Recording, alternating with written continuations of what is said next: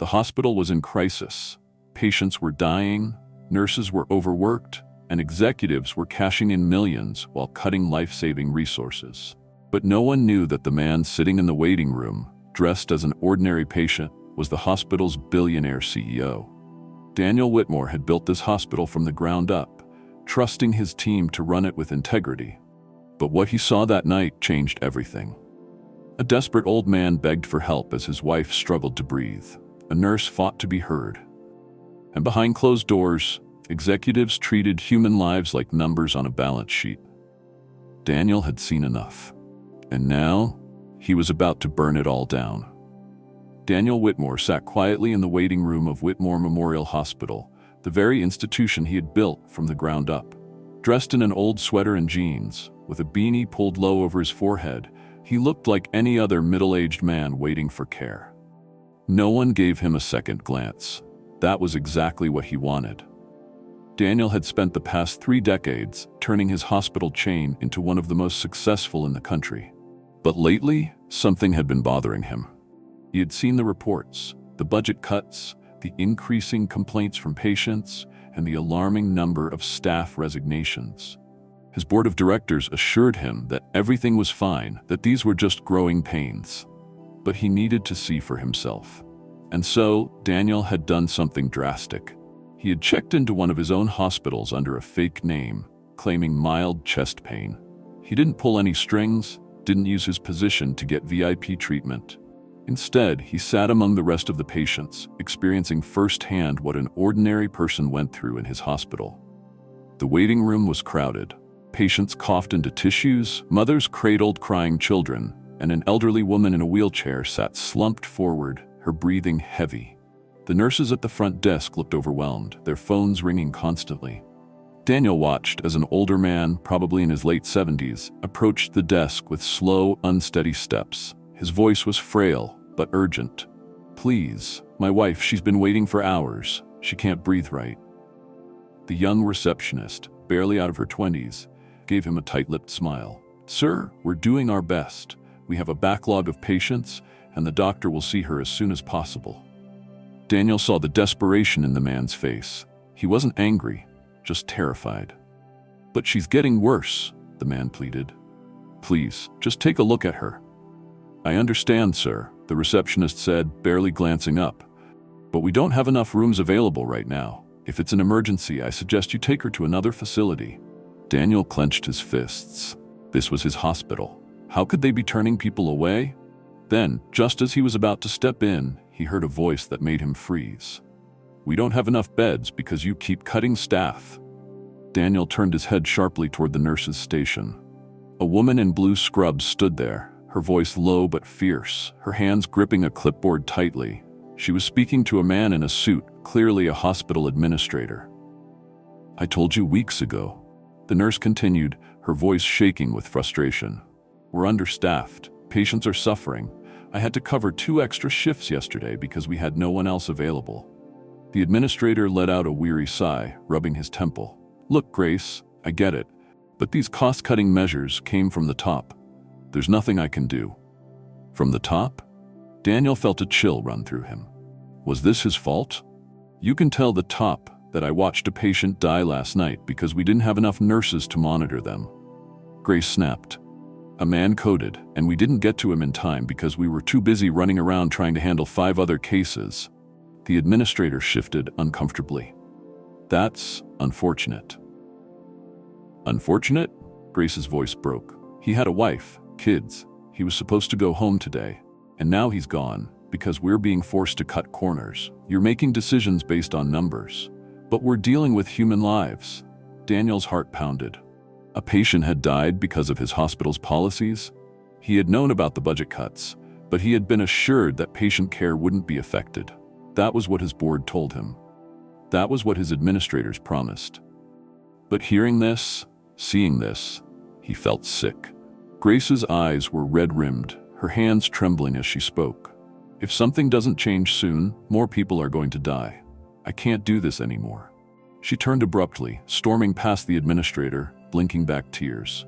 Daniel didn't move. He couldn't. For the first time in years, he felt completely powerless. Everything he had built, His entire empire was falling apart, and he had been too blind to see it. Daniel sat frozen in his seat, his mind racing. The words, "more people are going to die," echoed in his head like a warning siren. How had things gotten this bad? He had trusted his board.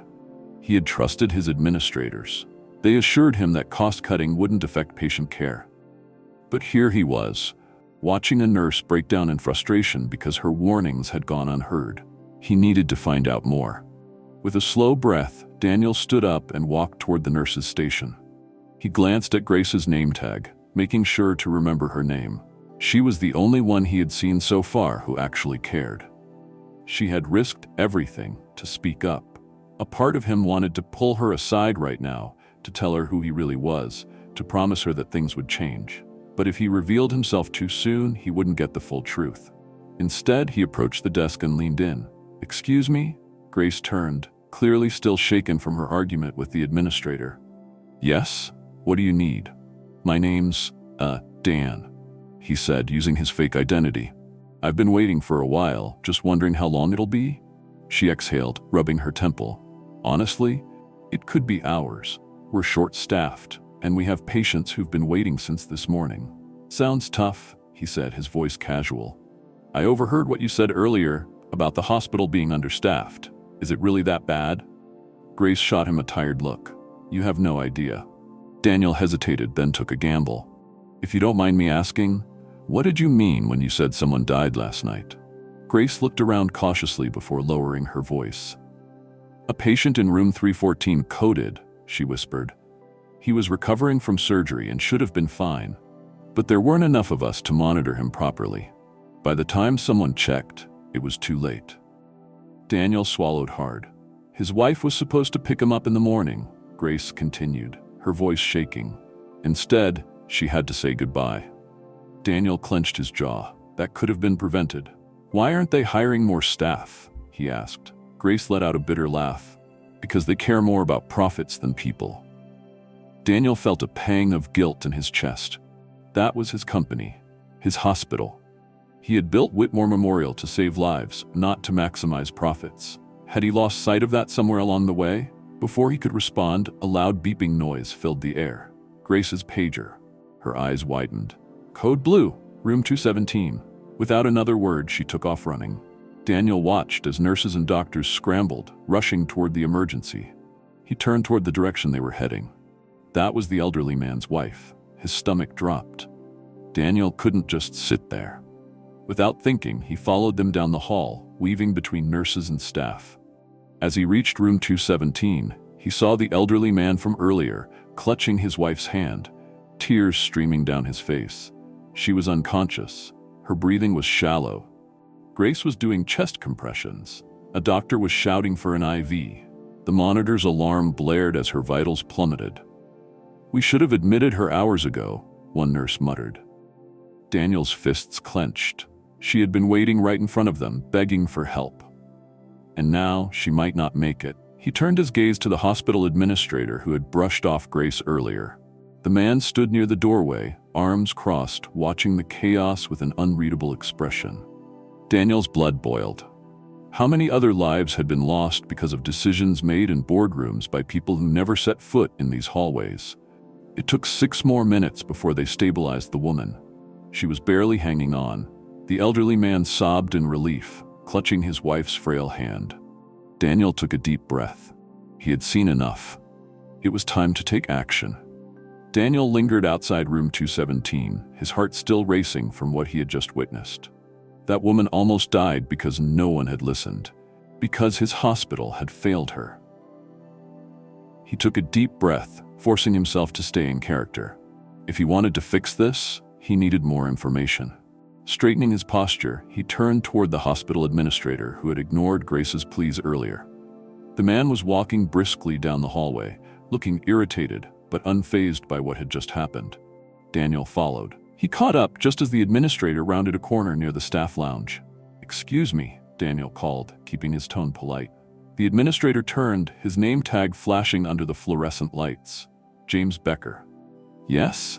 Becker asked, raising an eyebrow. "Who are you?" "Dan," he said quickly. "I was in the waiting room when that woman collapsed. Why wasn't she treated sooner?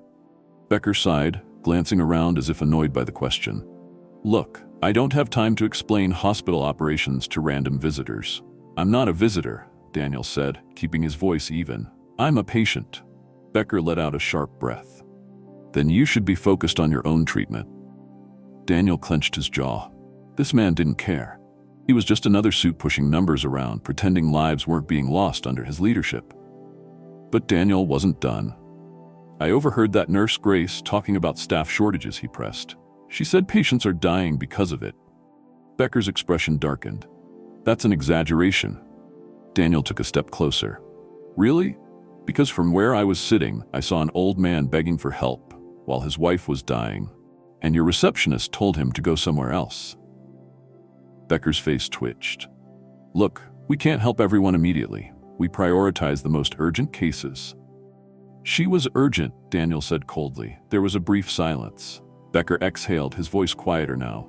I don't make the rules. The board approved these budget changes. I'm just following protocol.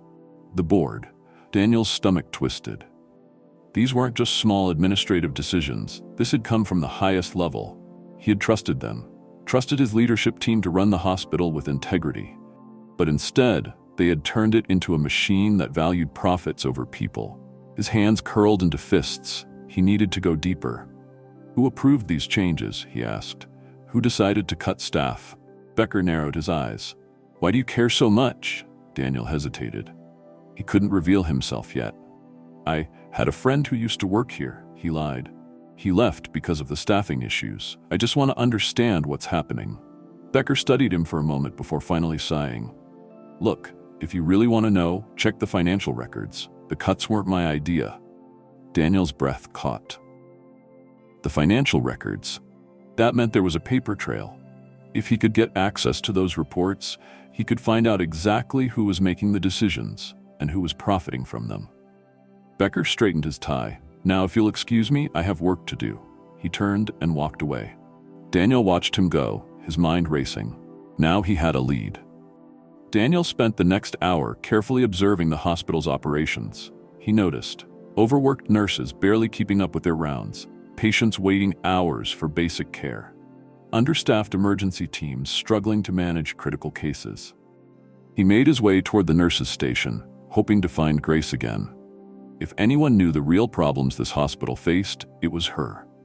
He spotted her sitting at the desk, rubbing her temples. She looked exhausted. Daniel approached slowly. Rough day? Grace let out a dry laugh. They're all rough days. He hesitated before asking, do you always have to fight this hard to get patients the care they need? Her expression darkened. Every single day. Daniel pulled up a chair, keeping his voice low. What happened to this place? It wasn't always like this, was it? Grace glanced at him suspicious. Why do you care? I know what it's like to be ignored, he said truthfully. Grace sighed, leaning back in her chair. It started a few years ago.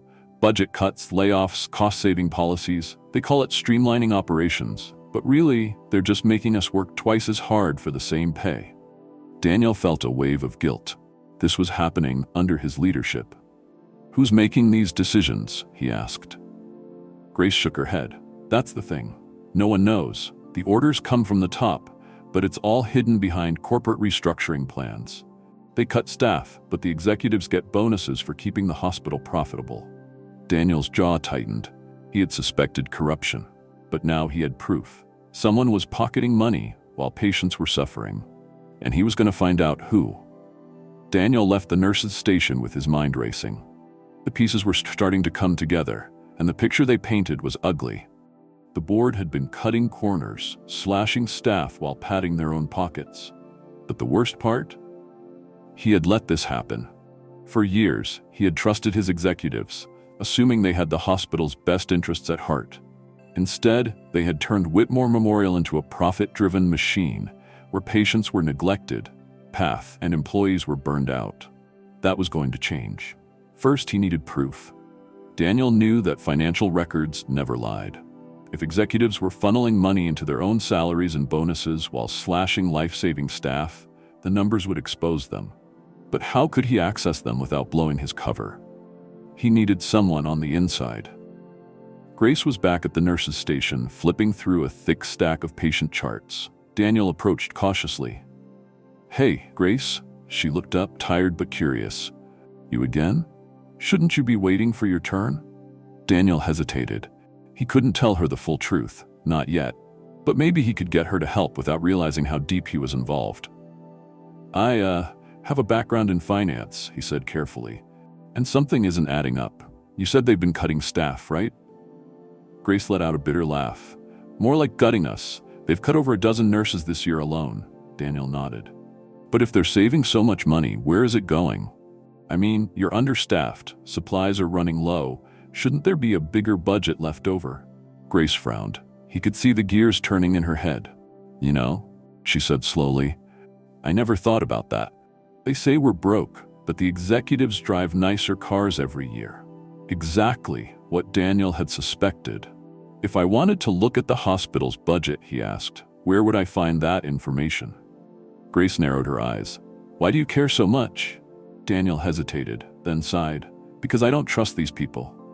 That at least was true. She studied him for a long moment.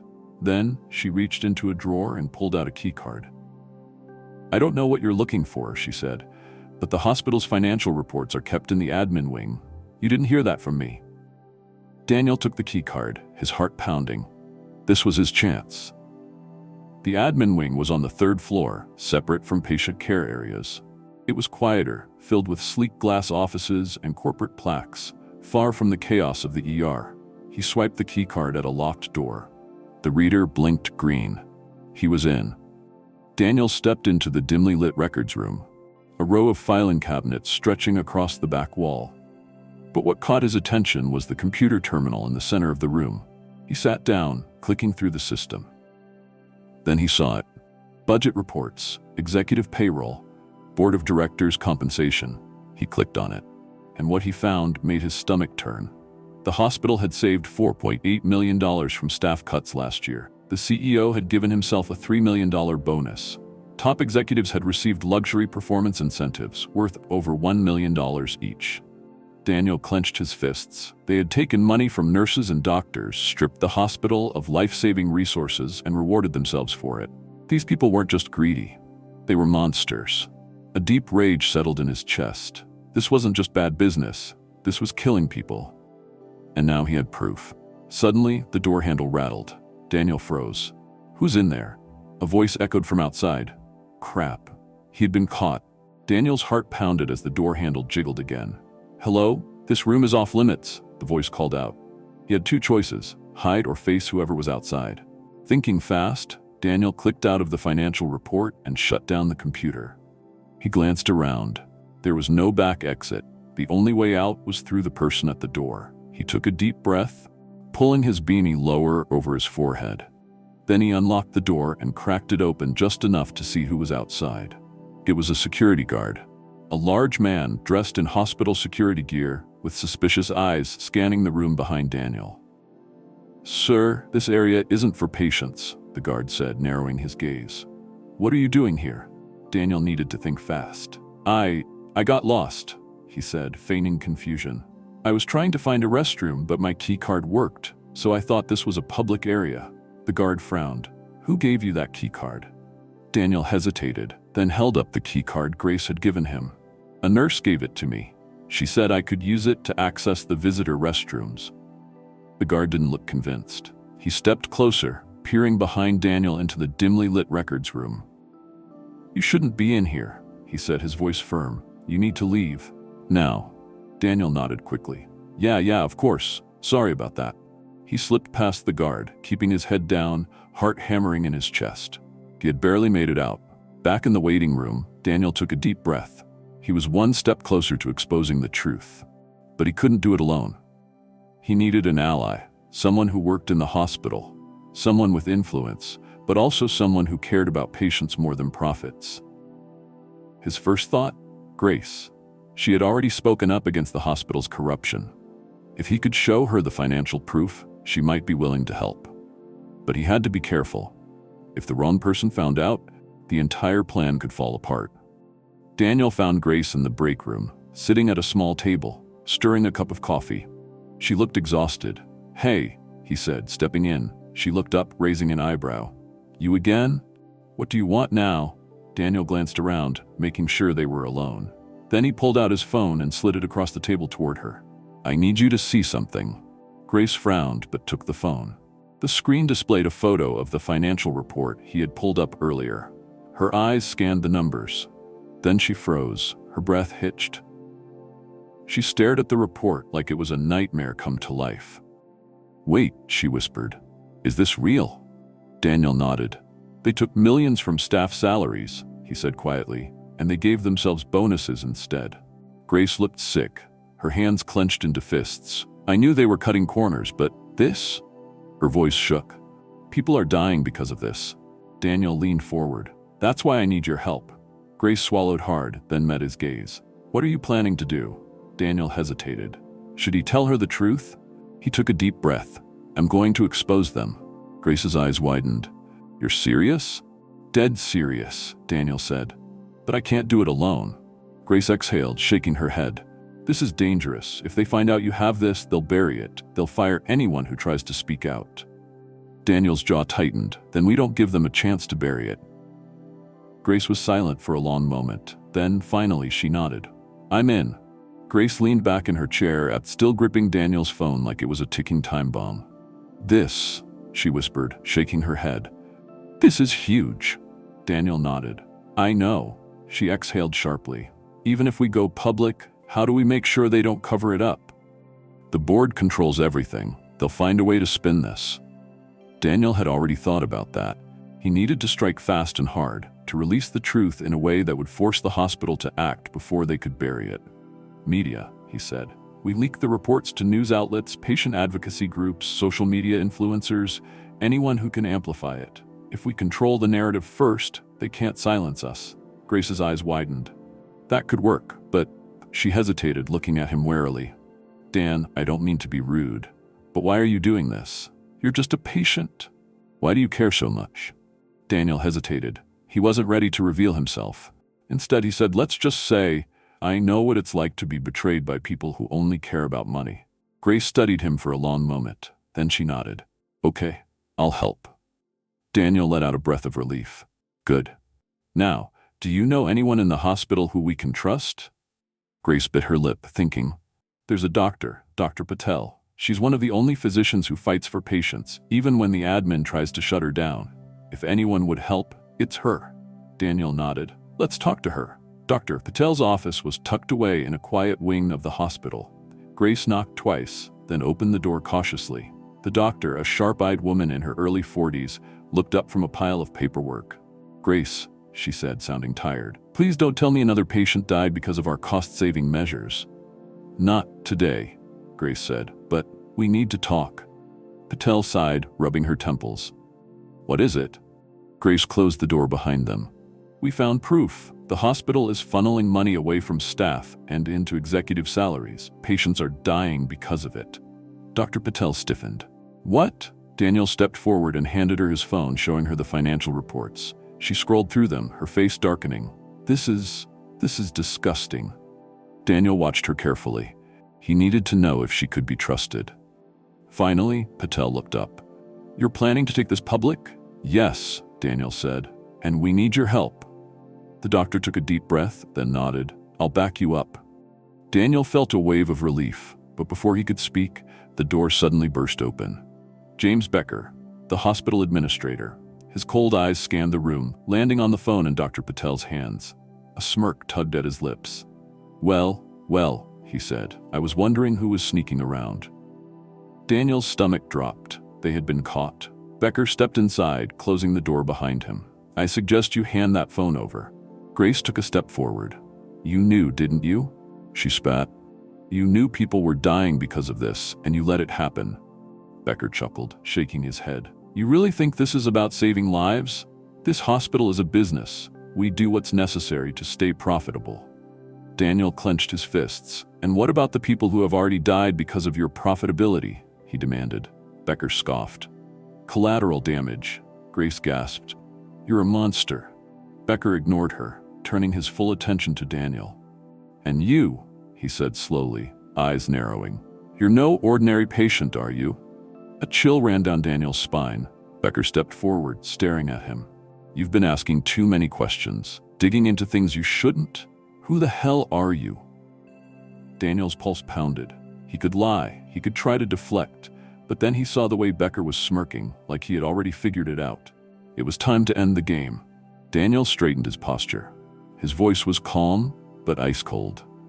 "My name is Daniel Whitmore." Becker's smirk vanished. Grace's eyes widened in shock. "Wait, what?" Dr. Patel's breath hitched. Daniel met Becker's stunned gaze. "And you're about to learn what happens when you betray me." A heavy silence filled the office. James Becker's smirk had completely disappeared. His usually confident posture faltered for just a second before he straightened, his jaw tightening. Grace, still staring at Daniel in shock, slowly stepped back. "You're Daniel Whitmore?" she whispered. Dr. Patel looked just as stunned. "You're the CEO?" Daniel didn't look away from Becker. "Yes," he said firmly, "and you're about to be out of a job." Becker scoffed, but Daniel could see the flicker of nervousness in his eyes. "You think you can just waltz in here, make a scene, and everything will go your way?" Becker sneered.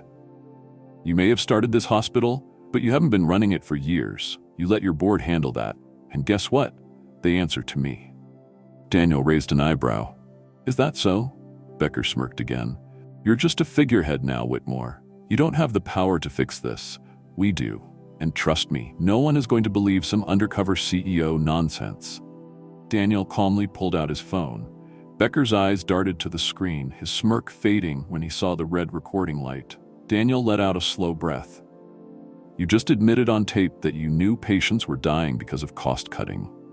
He turned the phone slightly so Grace and Dr. Patel could see. "You also said, let me get this right, this hospital is a business, and we do what's necessary to stay profitable."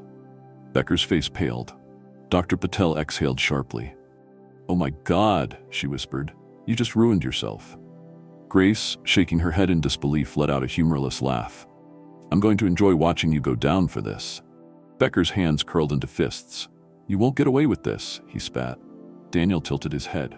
"You just admitted to corporate negligence and wrongful death." "I think I already did." Becker's mask of arrogance cracked. He turned, yanking the office door open and storming out. Daniel's shoulders relaxed slightly.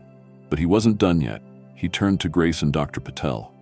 "We need to move fast," he said, "before Becker can cover his tracks." Dr. Patel nodded. "What's the plan?" Daniel looked at his phone. "I'm about to burn the entire boardroom down."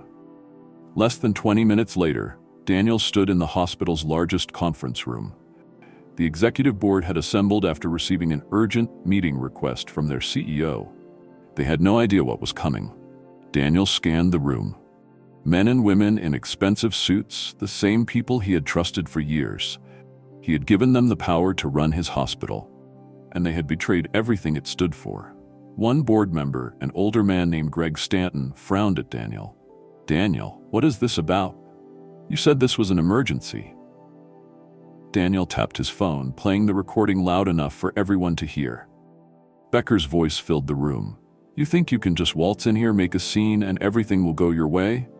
This hospital is a business. We do what's necessary to stay profitable. Patients are just collateral damage." The silence that followed was stunning. A few board members looked genuinely horrified. Others exchanged nervous glances, their faces pale. One woman stood up. "Where did you get that?" she asked sharply. Daniel crossed his arms. "Doesn't matter. What matters is that you've been covering up negligence, endangering lives, and giving yourselves massive bonuses while people die." Another board member, a man who had always supported Becker, shook his head. "Daniel, we have always acted in the hospital's best interest." "No, you haven't." Daniel's voice was cold, sharp, and full of authority. "You've been running this place like a cash grab, and it stops today." Greg Stanton, clearly shaken, ran a hand down his face. "Daniel, what are you planning to do?" Daniel turned to the hospital's legal representative, who had been sitting quietly the entire time. "Do we have enough evidence to terminate Becker and press charges?" The lawyer nodded. "With this recording?" "Absolutely." Daniel turned back to the board. "Becker is out, effective immediately. And if any of you were part of this, you're next." A few board members instantly resigned on the spot. Others sat in stunned silence, knowing the entire hospital was about to change. Less than 24 hours later, James Becker had been fired and escorted out of the building. The hospital's executive team was dismantled, and a full investigation into financial fraud and medical negligence was launched. Daniel personally sat down with the families of patients who had suffered under Becker's policies. He listened, he apologized, and he promised change. A week later, Daniel met Grace in the hospital's rooftop garden. "You really pulled it off," Grace said, shaking her head. "I didn't think you'd actually take them down." Daniel smirked. "Never underestimate an undercover CEO." She let out a small laugh. "So what happens now?" Daniel turned, looking at the hospital below them. "We rebuild," he said. "We hire back the staff Becker cut. We increase resources, raise wages, and make sure that no one is ever turned away because of profit margins again." Grace studied him for a moment. Then she smiled. "It's about time." Daniel let out a deep breath, feeling lighter than he had in years. For the first time, he felt like the hospital was his again. And this time, he wouldn't let it slip away. If you enjoyed this story, make sure to like, subscribe, and hit the notification bell so you never miss another powerful story like this one.